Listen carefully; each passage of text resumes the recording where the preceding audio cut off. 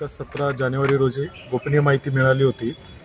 दीव दमण या केंद्रशासित प्रदेशातून फक्त केंद्रशासित प्रदेशामध्ये विक्रीसाठीचा परवाना असताना सुद्धा एका आयशरमध्ये विदेशी मद्य हे धुळे जिल्ह्यातून गुजरातकडे जाणार आहे।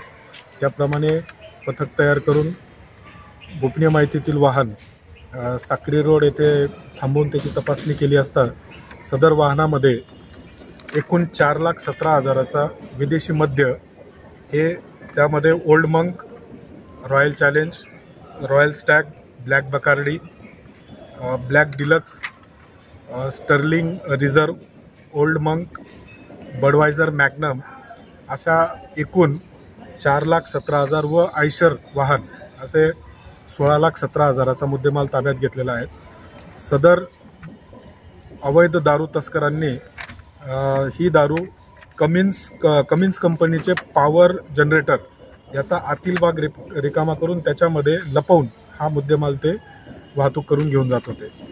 यामध्ये विकास सिंग नागेंद्र सिंग चौहान या चालकास आम्ही ताब्यात घेतलेले आहे व पुढील तपास सुरू आहे।